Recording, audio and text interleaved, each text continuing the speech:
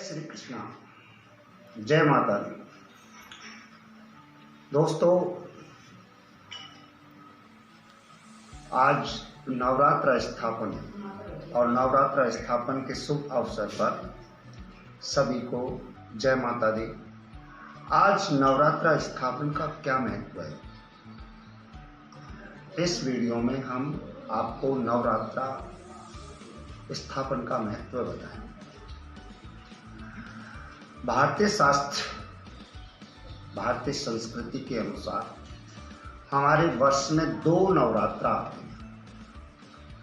एक वर्ष के हिंदू जो वर्ष है हमारा, हिंदू वर्ष के प्रारंभ में हिंदू धर्म, हिंदू संस्कृति के अनुसार हमारे वर्ष में दो नवरात्रा आती हैं। दो नवरात्र आते हैं। एक वर्ष प्रारंभ में, जिसे चैत मास की शुक्ल प्रतिपदा से लेके नवमी तक होती है। दूसरा नवरात्रा आश्विनी मास के शुक्ल पक्ष में प्रतिपदा से लेके नवमी तक होता है। दोस्तों, यह नवरात्रा आश्विनी मास के शुक्ल पक्ष वाला नवरात्रा है, जिसे हम शारदा नवरात्रा कहते हैं। ये शारदा नवरात्रा, इसका क्या महत्व है? तो हमने आदि काल के अंतर्गत जो मार्तंडेय ऋषि जी थे, उन्होंने अपने मार्तंडेय पुराण के अंतर्गत इसका बहुत अच्छी तरह से वर्णन किया है। आदि काल में देवता और दानव, इन दोनों के गुरु अलग अलग थे। देवताओं का गुरु बृहस्पति और दानवों का गुरु शुक्राचार्य जी थे। शुक्राचार्य जी शिव के अनन्य भक्त थे, बहुत योग्यता रखते थे, बहुत ही शास्त्रिज्ञ थे। लेकिन देवताओं ने चालाकी से उन्हें देवों का ऋषि अर्थात गुरु नियुक्त नहीं किया। इससे वो बहुत ही नाराज हो गए और वो राक्षसों के गुरु बन गए। उन्होंने राक्षसों को शिक्षित दीक्षित किया और वेद, विधान, शस्त्र आदि में निपुण किया। उन्होंने उनको यह भी ज्ञान करवाया कि किस तरह से भक्ति की जाती है और जो हमारे ब्रह्मा, विष्णु, महेश प्रमुख देव हैं, उनकी आराधना करके किस तरह से उनसे आशीर्वाद प्राप्त किया जाता है। तो शुक्राचार्य जी ने राक्षसों को ब्रह्मा जी से वरदान के लिए कहा और उनसे कहा कि आप ब्रह्मा से ऐसा वरदान मांगे जिससे आप हमेशा चिरंजीव रहें, विजयी रहें। मानव, दानव, देव, पशु, पक्षी, शस्त्र, अस्त्र, इन किसी से भी आपका वध नहीं है।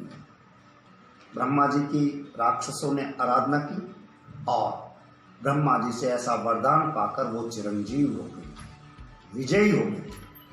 उन्होंने देवताओं के ऊपर आक्रमण कर दिया, देवताओं को अधीन कर लिया, देवताओं का सारा भाग छीन लिया। देवता दर दर भटकने लगे।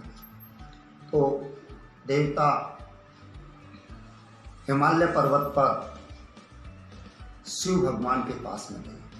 तो पहले मनवंतर काल से पहले, पौराणिक काल के अंतर्गत, प्रलय से पूर्व आदि शक्ति मां ने उन्हें वरदान दिया था। मधु और कैटभ का जब युद्ध हुआ था, उस समय ब्रह्मा, विष्णु सहित सभी देवों ने आदि शक्ति मां की आराधना की। तो आदि शक्ति मां ने उन्हें आश्वासन दिया, वरदान दिया कि जब जब भी राक्षसों का तांडव इस तरह से होगा, मानव और देव दोनों को जब वो प्रताड़ित करेंगे, तो मैं उनका संहार करूंगी।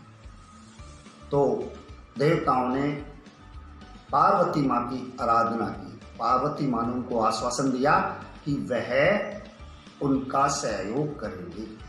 इतना कहकर पार्वती माँ हिमालय पर्वत पर जाकर एक कन्या का रूप बनाकर वह हिमालय पर्वत को शोभायमान करने लगी। उसी समय जो मधु और कैटभ नाम के महान असुर थे, जिनका विश्व पर अधिकार हो गया था, देवताओं का भी अधिकार उन्होंने छीन लिया था, उनका एक मंत्री था। उसने उस कन्या को देखा तो उसने देखा कि उसकी प्रभा से चारों तरफ हिमालय में चकाचौंध हो रही है और जगमगा रहा, चारों तरफ रोशनी जगमगा रही है।